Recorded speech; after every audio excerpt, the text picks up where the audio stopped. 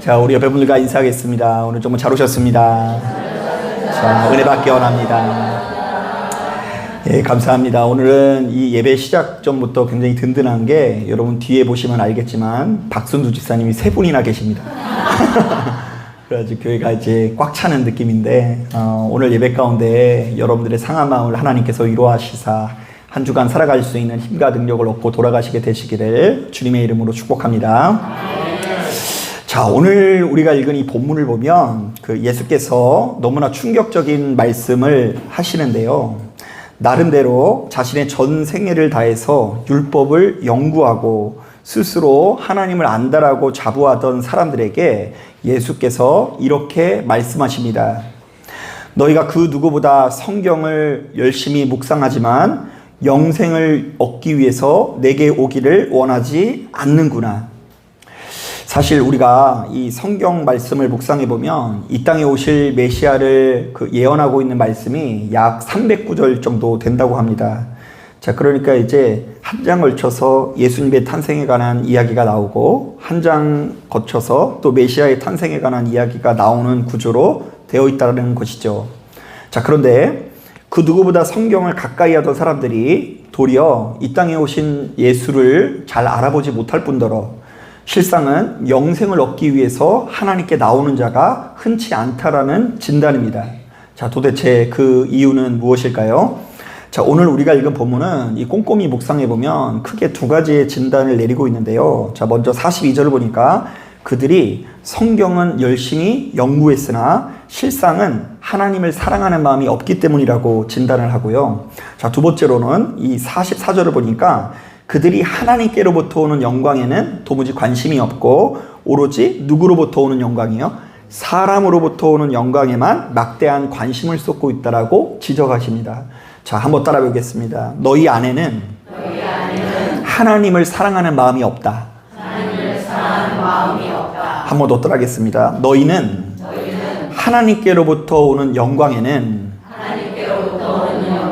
관심이 없고 사람으로부터 오는 영광에만 관심이 있다. 자, 이게 이 본문의 구조입니다. 사실 여러분, 우리가 이 말씀을 묵상하면서 이 말씀을 해석하기 위해서 고려해야 되는 것이 있는데요. 성경에는 이 네 가지 복음서가 있지만 이 요한복음은 유독 다른 복음서에 비해서 예수를 단순히 인간적인 스승이나 선지자가 아니라 하나님 그 자체로 묘사를 하고 있습니다. 그러니까 다른 복음서보다 유독 예수께서 하나님과 동일한 분이라는 것이 강조되고 있어요. 자, 가령 예를 들면 예수께서는 말씀이 육신이 되어서 오시는 분으로서 하나님의 말씀 그 자체라고 하는데요. 이것은 아마 당시 사람들이 도무지 이해하기 어려운 표현이었을 거예요. 하나님께서 이 땅에 말씀으로 오셨다. 자, 또한 우리에게 길과 생명 그 자체가 되시는 분이 예수라고 하는데요. 이 같은 표현 자체가 사실은 예수께서 이 땅에 오신 하나님의 아들, 곧 하나님과 완전히 동일한 속성과 지위를 가지신 분이라는 표현이라고 할 수 있어요. 자, 예수께서 인간의 몸으로 오셨지만 누구와 같은 속성을 가지고 있다고요? 하나님과 완전히 같은 속성의 모습으로 이 땅에 오신 것이죠. 자, 바로 이런 관점에서 요한복음의 기자는 예수께서 보이신 이 행보 자체가 인간의 상식을 뛰어넘는 사랑의 행보였다는 것을 강조하는데요. 자, 일단 요한복음 3장을 보니까 이런 말씀이 있습니다. 하나님께서 세상을 이처럼 사랑하사 독생자를 주셨으니 이는 그를 믿는 자마다 멸망하지 않고 영생을 얻게 하려 하심이라. 하나님이 그 아들을 세상에 보내신 것은 세상을 심판하려 하심이 아니요 그로 말미암아 세상이 구원을 받게 하려 하심이라. 이른바 예수께서는 사랑의 화신으로서 하나님께서는 이 땅에 예수를 보내시면서 바로 이런 종류의 메시지를 전하고 있다는 것입니다. 나는 이 땅을 별로 심판하고 싶지 않고 구원하길 원한다. 나는 너희들이 생각하는 것보다 훨씬 더 너희를 많이 더 아끼고 사랑한다라고 메시지를 전하신다라는 이야기예요. 자, 그래서일까요? 예수께서는 당시 유대인들의 상식을 깨는 그야말로 파격적인 행보를 보이시는데요. 일단 유대인들이 가지 않는 사마리아 땅에도 가시고요. 또한 하나님을 전혀 알지 못하는 이방인들 뿐만이 아니라 당시 시대에 가장 천하고 더러운 자들에게까지 가서 그들에게 가장 좋은 친구가 되어주시는 것을 볼 수 있습니다. 자, 주님께서 도대체 무엇 때문에 이렇게 행동하시는 것일까요? 아주 간단합니다. 예수께서는 하나님의 사랑 그 자체이시기 때문인데요. 하나님께서 만물을 아끼고 사랑하시니 그 하나님과 동일한 속성을 가지신 예수께서도 만민을 아끼고 사랑하는 마음으로 대우하실 수밖에 없다라는 것이죠. 자, 바로 이런 차원에서 흥미롭게도 요한복음 17장, 우리가 읽은 이 요한복음의 후반부를 보면 너무나 중요한 메시지를 하면서 우리에게 영생의 길을 소개하고 있는데요. 자, 영원한 생명이 있는 길이 어떤 길이라고 하는지 한번 들어보세요. 아버지께서 아들에게 주신 모든 사람에게 영생을 주게 하시려고 만민을 다스리는 권세를 아들에게 주셨음이로소이다. 영생은 곧 유일하신 참 하나님과 그가 보내신 자 예수 그리스도를 아는 것이니이다. 자, 이게 쉽게 말하면 하나님께서 사랑이시니 우리도 역시 주변의 많은 사람들을 어떻게 할 때? 아끼고 사랑해야 된다는 것이고요. 그때에 비로소 영생을 누릴 수 있다라는 메시지를 전하고 있어요. 자, 한번 따라해 보겠습니다. 하나님은 사랑이시니 너희도 역시 사랑하라. 자, 하나님을 아는 것과 하나님께서 보내신 아들을 아는 것은 곧 하나님께서 어떤 분이신 것을 아는 거라고요. 사랑이신 것을 아는 것을 의미하고요. 그 하나님의 사랑의 형상을 닮아가는 것이 교회의 목적이요. 그 사랑을 모방하기 위해서 노력하는 것이 우리에게 남겨진 유일한 숙제라는 이야기를 하는 거예요. 자, 그런데 당시 시대의 이 종교 지도자들은 수시로 성경을 묵상하면서도 바로 이 같은 하나님의 뜻을 조금도 헤아리지 못했는데요. 그들은 정말 열심히 성경을 묵상하면서도 그것을 읽으면서도 타인을 아끼고 사랑하는 도구로 사용하기보다 이상하게 성경만 읽다 보면 다른 사람들을 정죄하고 판단하는 데 사용했고요. 자신들이 마치 대단한 지식을 알고 있는 것 마냥 주변의 많은 사람들에게 잘난 척하는 도구로 사용하게 되었습니다.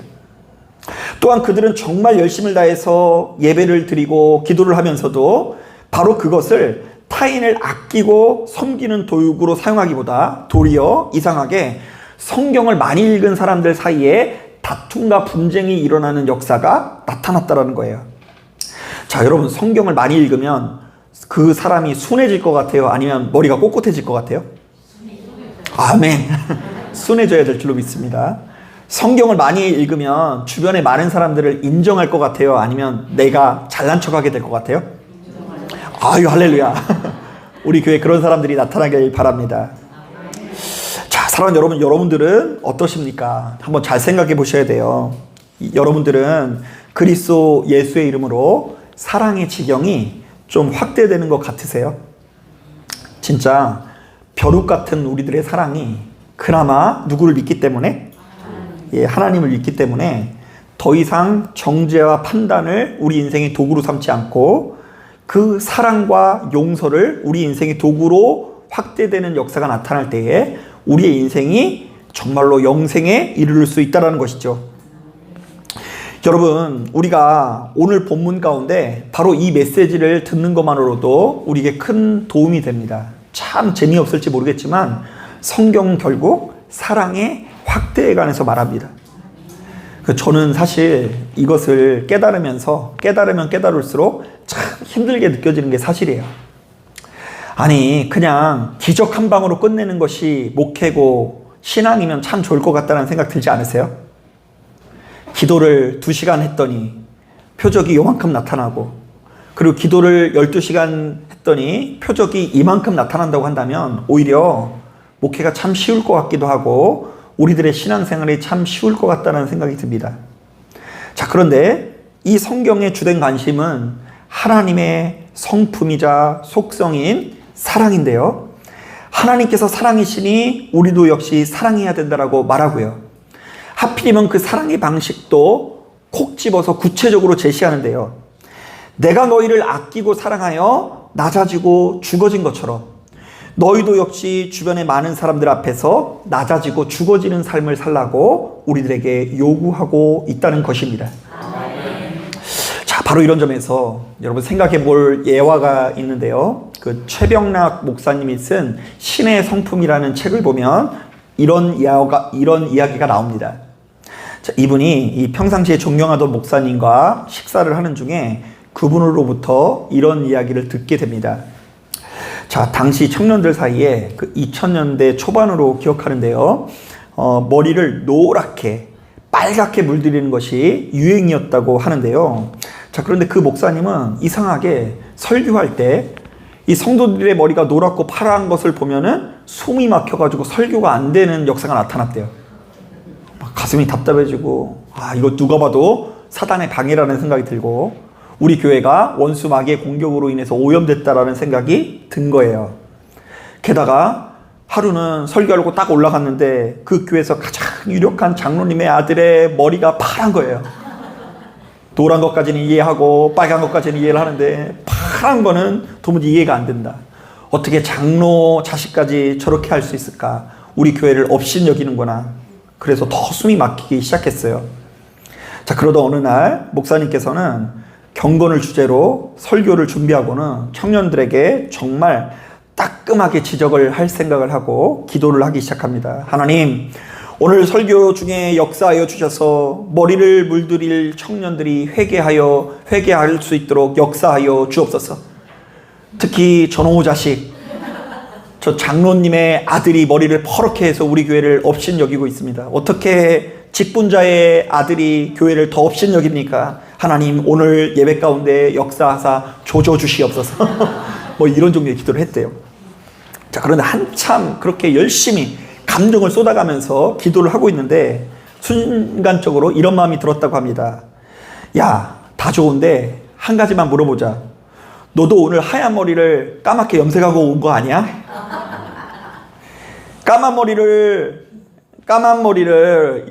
흰 머리를 까만 머리로 염색하는 건 괜찮고 까만 머리를 노랗게 염색하는 것은 왜 안 되니? 그것이 성경 어디에 나오는데? 그러고 보니까 자기도 염색을 했다 안 했다? 염색을 한 거예요. 그러자 기도하던 목사님은 깜짝 놀랐습니다. 이 목사님은 본인의 주관으로 꽃다운 청년들을 야단칠 생각만 했는데 하나님께서는 사실 전혀 다른 생각을 가지고 계시다라는 것을 깨달은 것입니다. 자, 그런데 놀라운 것은 목사님께서 이런 마음을 품자마자 그 즉시 청년들을 향한 시각이 달라졌다고 합니다. 이전에는 이 빨갛고 노란 거 보면 숨이 막혀서 이 말씀을 전할 수가 없었는데 더 이상 그것이 거슬리지가 않고요. 갑자기 이런 마음이 들었대요. 얘들아, 노란 머리도 좋고 빨간 머리도 좋고 무지개 색깔이어도 좋으니 제발 교회에 나와서 머리를 물들여라. 그래서 목사님이 청년들을 앉혀놓고 매섭게 야단치려고 했다가 오히려 칭찬을 했더니 그 청년들은 여전히 졸고 있지만 누구의 마음이 편해지더라고요. 자신의 마음이 편해지더래요. 여러분, 주변에 있는 많은 사람들이 교회를 다니면서 못마땅하게 느껴질 수 있죠. 뭔가 우리 교회가 잘못되는 것 같고 우리 교회가 주관하는 행사들마다 뭔가 산으로 가는 느낌이 들 수 있을 것 같다라는 생각이 듭니다. 그럴 때마다 여러분들도 이 가슴이 좀 답답해지는 경험을 하세요? 여기는 그런 분들이 없어요. 자, 그런데 그거 어쩌면 하나님 아버지의 마음이 아니라 원수 마귀가 나를 공격해서가 아니라 어쩌면 누구의 마음 때문에 그럴 수 있다고요? 나의 못나고 나의 인색한 마음 때문에 그럴 수 있다는 것을 순순히 인정하는 것에서부터 믿음의 지경이 시작되는 것입니다. 저는 이런 이야기를 들으면서 한 가지가 다시 한번 분명해졌는데요. 우리가 누군가에게 지나치게 내 중심적인 잣대로 경건을 요구해서는 안 됩니다. 여러분, 저는 이래봬도 모태에서부터 신앙생활을 하던 모태신앙입니다. 그래서 약 40년 이상의 신앙 경력을 가지고 있어요. 40년의 신앙의 경력을 가지고 있고 우리 어머님도 목사님이시고 그런 가정에서 태어난 나와 그렇지 않은 사람들의 문화가 똑같을 수는 없는 것입니다. 이른바 이 교회 안에서 우리가 추구해야 되는 경건은 내가 안 하니 너도 하지 마, 이런 종류의 신앙이 되어서는 안 되고요. 도리어 연약한 우리가 철저히 누구 편에 서서요? 하나님 편에 서서 하나님의 시각으로 하나님의 눈으로 한 영혼을 바라보는 능력을 갖춰야 하는데요. 이 땅 위에 오신 예수께서도 바로 이 같은 사실을 강조하면서 지금까지와는 전혀 새로운 경건에 대해서 말씀하십니다. 이전까지는 성경을 많이 읽는 것이 주류된 경건이었다고 한다면 이제는 어떤 경건을 제시한다고요? 한번 따라해 보겠습니다. 하나님께서 사랑이시니 너희도 역시 사랑하라. 여러분, 우리가 정신을 똑바로 차리지 않으면, 늘상 깨어있지 않으면 우리도 모르는 사이에 내가 추구하는 경건이 성경적인 경건이 아니라 내가 좋아하는 경건, 나의 눈에 거슬리지 않는 경건에 머물 수 있음을 인정하시길 바랍니다. 이른바 나는 나름대로 고생하면서 예수를 붙드는지 모르겠지만 하나님 편에서는 정말 쓸데없는 것을 붙들고 있는 사람일 수 있고요. 어쩌면 나아가서는 이렇게 이야기할 수 있어요. 하나님께서 야, 너도 머리를 어떻게 했다고요? 염색하지 않았느냐. 나는 괜찮은데 왜 내 양을 네가 괴롭히고 있느냐, 업신여기느냐 라고 말하실 수도 있는 것입니다. 성경이 요구하는 진짜 경건은 첫째도 사랑이고 둘째도 사랑입니다. 이른바 나는 늘상 옳고 타인을 무조건 악하게 보던 우리들이 그리스도 예수의 이름으로 형제 사랑의 옷을 입어야 한다는 것입니다. 나는 늘상 최고의 자리에 올라 타인의 무릎을 꿇게 만들어야 직성이 풀리는 우리들이 그리스도 예수의 이름으로 십자가의 길을 걷는 법을 배워나가야 한다는 것입니다. 우리에게 이런 종류의 사랑이 없으면 늘상 타인을 정죄하고 판단하는 것에 치우치기 마련이고요. 또한 그런 마음을 가지고 있으면 자꾸 무엇인가를 숨기고 연기하려고 하게 됩니다. 솔직하게 말하면 되는데 포장하고 연기하고 아무것도 없으면서 있는 척하게 되고, 사실은 우리도 역시 죄인인데 타인과 똑같은 죄인이라는 것을 깨닫지 못하고 의인인 것처럼 행세하는 가운데 가는 곳곳마다 영생이 아니라 파괴에 붙들릴 수가 있다는 것입니다. 여러분, 우리는 이 성경이 그저 지식에서만 끝나는 것이 아니라 우리의 영혼이 살게 만들고 우리 옆에 있는 사람들도 살게 만드는 도구가 되길 바랍니다.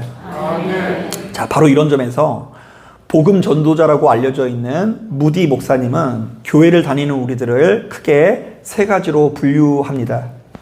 자, 첫째는 하나님이 무서워서 지옥에 가는 것이 두려워서 섬기는 노예 신앙생활인데요.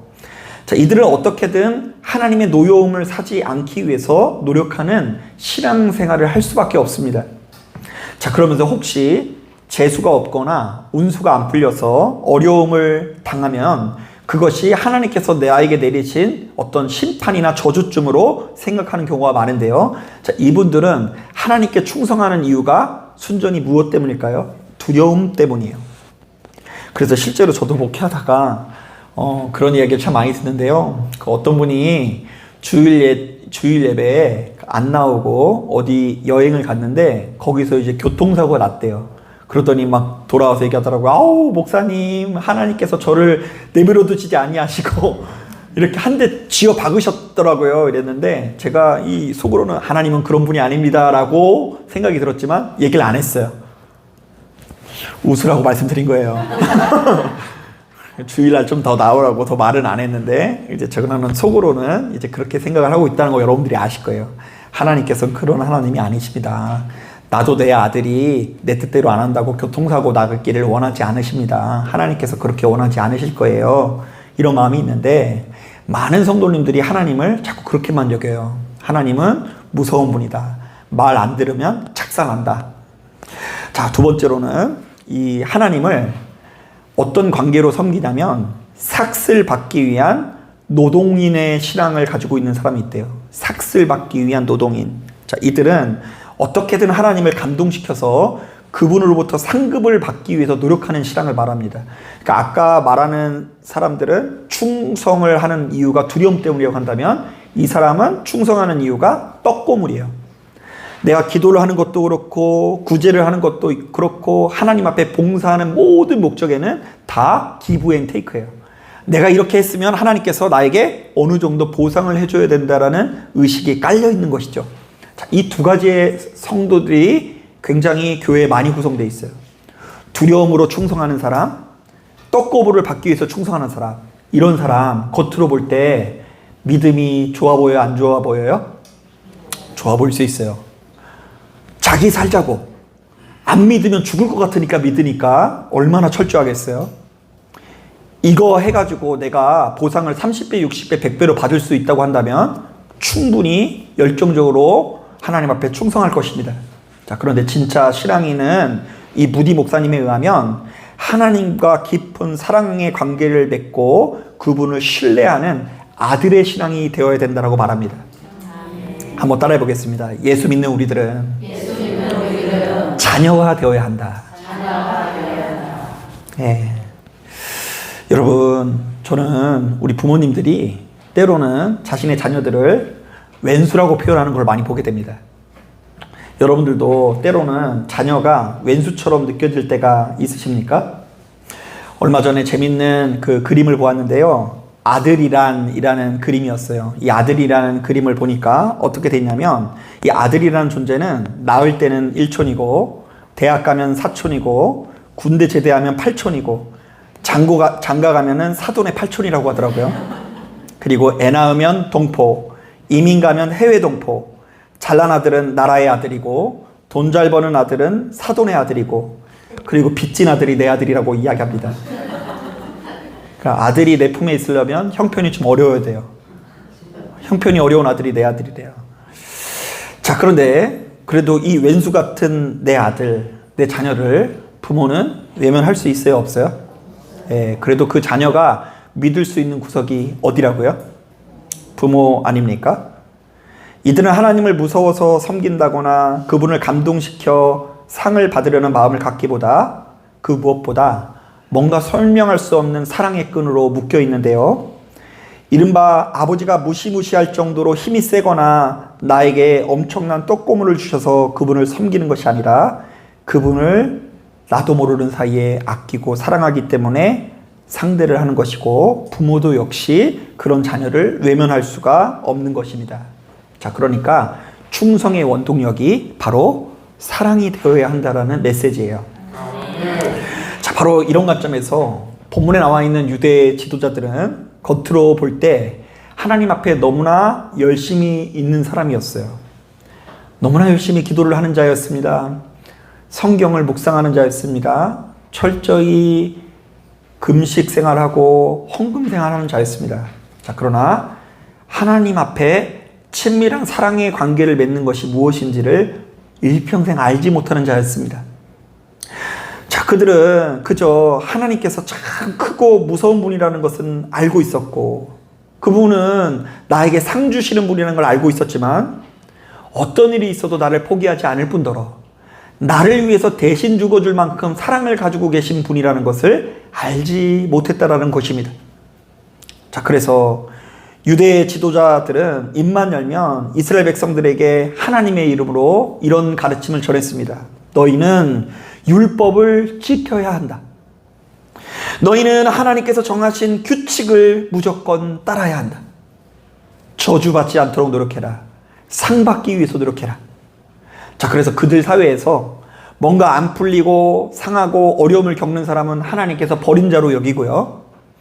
누군가가 하나님 앞에서 잘 풀리고 승승장구하면 하나님께서 사랑하는 자로 여겼어요. 자, 지금 여러분들은 어떠십니까?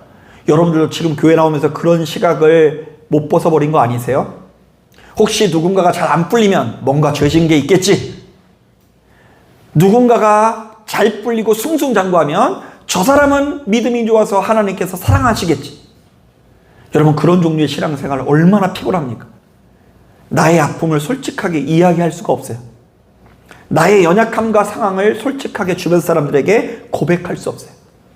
어떻게든 포장해서 나는 괜찮은 상태인 것 마냥 자기 자신을 과장하고 외식하는 방향으로 흘러갈 수밖에 없는 것입니다.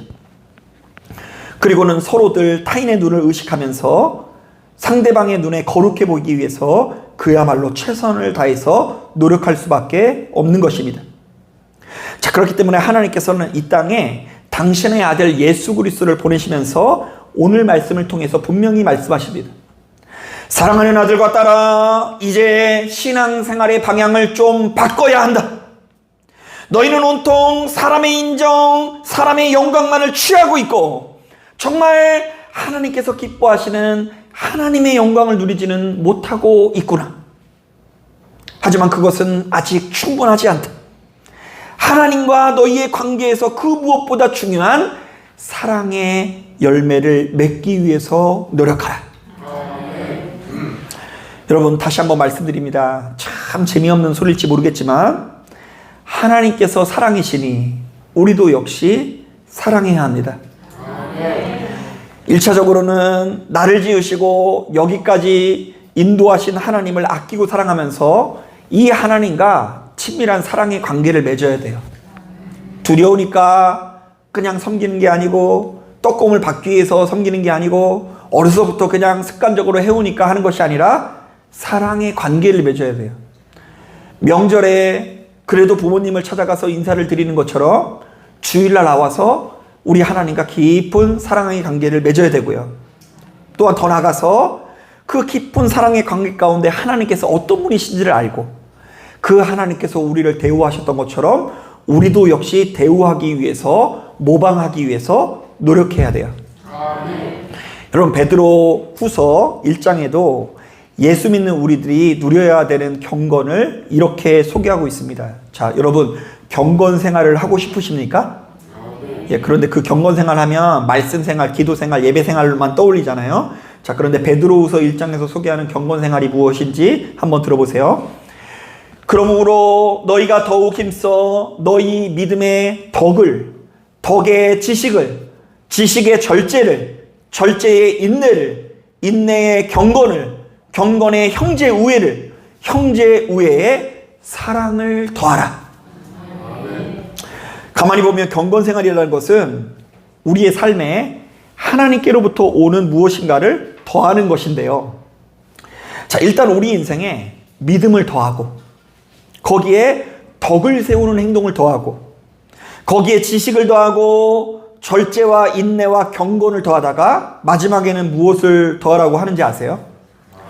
형제 우애와 사랑을 더하는 것이 진짜 우애라고 말합니다. 진짜 경건이라고 말합니다. 자, 한번 따라해 보겠습니다. 예수 믿는 우리들은 결국 사랑을 더해야 한다. 네. 사랑하는 여러분, 저는 이 자리에 참석한 여러분들에게 동일한 관점에서 권면합니다. 사람의 영광과 인정은 뒤로 하고 오로지 하나님의 영광을 앞세우는 인생이 되시길 바랍니다. 사람의 영광과 인정은 무엇일까요? 높아지는 영광을 말해요. 내가 이 세상에서 성공하고 출세하는 것이 중요하게 생각하는 영광을 말합니다. 그러나 하나님의 영광은 예수처럼 우리 주변에 있는 많은 사람들을 아끼고 사랑하는 삶을 살아가는 것이 영광이에요. 여러분, 예수님이 영광이 있는 분이십니까? 왜요? 마구간에 태어나셨는데, 십자가에서 돌아가셨는데, 그분이 어딜 봐서 영광 있는 삶을 사셨어요? 예수께서 높아지지는 않으셨지만 그분의 삶 자체가 하나님께서 우리를 사랑하시는 방식을 가장 근접하게 모방한 삶이었기 때문입니다. 다른 사람들이 나를 어떻게 보느냐도 그렇게 중요하지 않습니다. 그런 생각 자체가 사실은 높아지려고 하는 영광 때문이에요. 여러분, 우리가 그런 걸 벗어버리고 정말로 솔직하게 모든 것을 오픈할 수 있어야 돼요. 하나님은 우리를 사랑하신다니까요. 버리지 않으시니까 솔직하게 고백할 수 있어야 돼요. 여러분, 특히 직분자들도 괜히 가는 곳곳마다 믿음 좋은 척하고 많이 아는 척하고 괜히 성공하고 출세하고 여유로운 척하지 말고, 또한 모든 것을 다 알고 있는 것처럼 말해서는 안 됩니다. 교회 안에 그런 사람들이 많으면 누가 와서 자기 속마음을 솔직하게 말할 수가 없어요. 내가 이런 점 때문에 힘들어 이랬는데 마치 그 사람을 막 믿음이 없는 사람처럼 대우하고 이렇게 해야 된다고 그러고 저렇게 해야 된다고 그러고 자기도 못하면서. 도리어 성도는 자기 자신이 연약하면 연약하다고 이야기하고 어려우면 어렵다고 솔직히 이야기하면서 타인과 친밀한 우정의 관계, 진실한 사랑의 관계를 맺어야 합니다. 연기하지도 말고 포장하지도 말고 감추지도 마시길 바랍니다. 자, 하나님께서는 어떤 경우에도 우리를 버린다 안 버린다? 안 버린다. 그래서 그 하나님께 솔직하게 고백할 수 있듯이 우리 모두가 서로 솔직하게 고백하는 관계가 되어야 돼요. 여러분, 저는 목회자이기 때문에 이 세상이 그렇게 보이는지 모르겠지만 많은 사람들이 자기가 이 노년에 이르러서 어느 정도 노후 준비를 하면은 다 고통 없이 행복할 거라고 여깁니다. 노년에 이르러서, 그리고 이제 건강하기만 하면 내가 행복해질 거라고 여기면서 많이 먹기도 하고 운동하면서 이 건강 관리를 많이 한다고 하더라고요. 제가 최근에 재밌는 이야기를 들었는데 우리나라에 제가 이름만 대면 다 알만한 가장 부자 동네가 있는데 그 부자 동네에서는 사우나 갔더니 그 사우나에서 여자분들 모여가지고 계란 깨 먹으면서 막 이야기 하잖아요. 안 가봐서 모르세요? 그런데 이제 거기서 얘기를 할 때 주된 관심사가 다 살찌면 안 된다는 거래요. 살찌면 큰일 나는 것처럼 얘기를 하는데 그걸 듣고 있는 분이 그런 생각이 들었대요. 여기 사람들은 뭐가 많으니까? 그래도 하루라도 더 쓰고 죽으려고, 오래 살려고, 살찌면 안 되는 걸 가지고 그냥 2시간, 3시간 그러면 안 된다고 하면서 막 열을 내면서 살찌면 안 된다는 것에 대한 이야기를 한대요. 돈, 건강, 아름다움. 자, 물론 여러분, 저는 인정합니다. 사람이 어느 순간에 너무나 여유가 없어도 괴로울 수 있고요. 특히 건강이 좋지 못하면 행복하기 어렵죠. 자, 그런데 그거 못지않게 너무나 큰 고통이 있는데 바로 사랑 없는 인생이 되는 것입니다. 사랑이 없어도 그것 못지않게 고통스러울 수 있어요. 내가 가족 가운데 그야말로 머리 둘 수 있는 사람이 없고, 내가 교회를 다녀도 정말로 진실한 사랑의 관계를 맺을 수 있는 친구 하나 없고, 오로지 내 인생에 누구밖에 없는 거예요? 하나님밖에 없는 거, 생각보다 행복하지 않을 수도 있는 거예요. 저도 어떤 면에서요, 지금 여기까지 이렇게 목회를 할 수 있는 그 모든 비결을 보면 물론 이 모든 것들이 하나님의 은혜도 있지만 또 한편으로는 우리 아내님의 은혜도 있어요. 아니, 아내를 통해서 좀 위로받는 게 있으니까 좀 버티고, 또 태성이, 수빈이가 한몫한 은혜도 있어요. 그래서 이 사랑의 끈이 나를 지키고 있다는 것을 많이 느끼게 돼요. 자, 여러분도 마찬가지예요. 너무나 연약하고 부족한 제가 저를 아낌없이 변함없이 사랑해주는 사람에 힘입어서 버티고 이기고 열심히 살려고 노력하는 것처럼 여러분들을 버티게 하고 이기게 만드는 사랑의 끈이 여러분 시간이 지날수록 확대돼야 되겠죠? 예, 자녀들의 관계가 여러분들이 예수의 이름으로 회복되어야 돼요. 가서 미안하다고 하세요. 미안한 게 없어도 그냥 미안하다고 하세요. 누구의 이름으로요? 그리스도 예수의 이름으로. 네, 미안했다. 그리고 특히 이제 자녀들한테는 그거 시키면 잘해요. 그런데 못하는 사람이 딱 한 사람 있죠. 바로 그 사람에게 가서 내가 미안했다. 잘못했다. 내가 꺾는다고 해서 막 높아지는 게 아니라 내가 오히려 낮아지는 것이 더 높아지는 것일 수 있고요. 상대방이 가는 곳곳마다 나를 꺾으려고 길들이 날뛰면 그냥 네가 옳다라고 해주세요. 반대 의견이 있으면 그 사람 말이 맞습니다. 이렇게 여겨주면서 살면은 그냥 그 순간 그렇게 져주는 게 별게 아니라 사실은 내가 높아지는 길인 거예요. 자꾸 높아지고 꼼짝 못하고 이렇게 해야지만 직성이 풀려 하지 마시고, 너무 주변에 많은 사람들이 예의를 철저히 지키는 사람들만 있을 거라고 생각해서도 안 돼요. 주변에 예의 있는 사람이 많아요? 예의 없는 사람이 많아요? 예의 없는 사람이 많아요. 우리 아파트도 어떻게 그렇게 강아지들이 많이 지저대는지 문 열어놓고 그렇게 지저대요. 그러면 막 밤에 잠을 잘 수가 없는데도 별로 미안해하지 않는 사람이 많아요. 아무리 이야기해도 바뀌지 않습니다. 그들을 바라보는 우리들의 눈이 바뀌어져서 우리를 사로잡고 있는 고통과 괴로움에서 벗어나 참된 영생의 길로 걸어가실 수 있는 저와 여러분들이 되시기를 주님의 이름으로 축복합니다. 자, 기도하겠습니다.